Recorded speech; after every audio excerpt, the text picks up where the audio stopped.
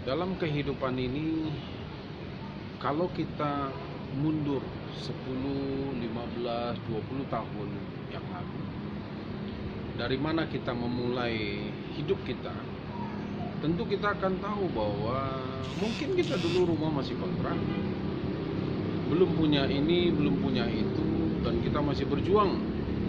Mungkin kita masih bekerja, atau kita baru memulai usaha, dan banyak mungkin kesulitan-kesulitan yang lain. Tetapi kalau hari ini kita punya ini, punya itu, kita punya sesuatu, bukankah itu adalah karena anugerah Tuhan, karena pertolongan Tuhan, karena berkat daripada Tuhan kepada hidup kita? Saudara, di sekitar kita, di sekeliling kita, ada banyak orang-orang yang tidak seberuntung kita. Mereka mungkin tidak mendapatkan kesempatan, atau mungkin mereka tidak tahu kalau ada kesempatan. Karena ada begitu banyak, ratusan bahkan ribuan, mungkin jutaan orang yang tidak seberuntung kita hidupnya.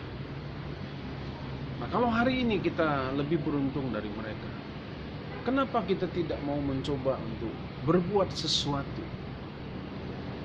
Mungkin menasihati, mungkin berbagi dari apa yang kita punya,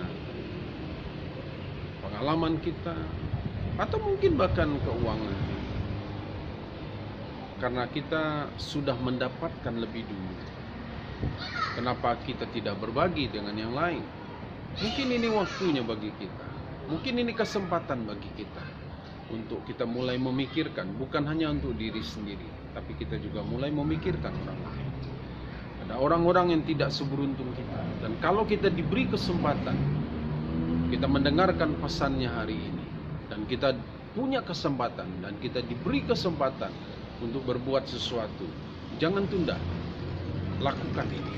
Berbuatlah sesuatu kepada orang-orang yang tidak seberuntung kita, karena adalah lebih berbahagia memberi daripada menerima.